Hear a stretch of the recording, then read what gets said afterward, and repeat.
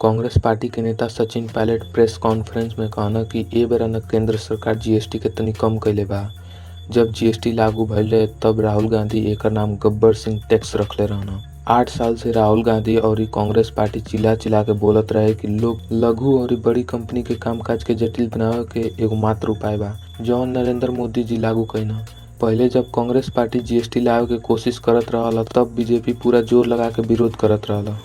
जब बीजेपी के सरकार बन गई तब पार्लियामेंट में राति के 12 बजे बटन दबा के देखावल गईल कि बहुत बड़हन आविष्कार कर देले बानी। ई बात कांग्रेस नेता सचिन पायलट कहना।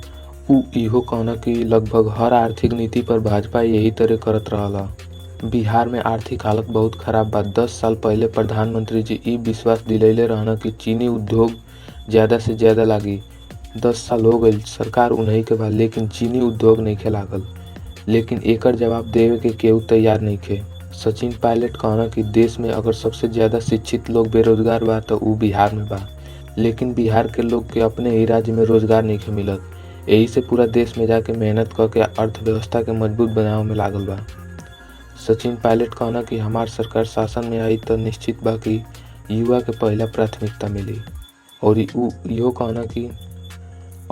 इहो कहना कि बिहार में जौन आर्थिक समस्या पैदा होता ओकर जिम्मेदार केंद्र सरकार उतने बा जितने नीतीश कुमार बाना। और जौन दूरी अमीर गरीब में भइल बा, गांव शहर में भइल बा, ओकर जिम्मेवार भारत सरकार और बिहार सरकार बा। रउआ लोग ए बार के नेता के चुनम, आपन राय कमेंट में लिखी। धन्यवाद।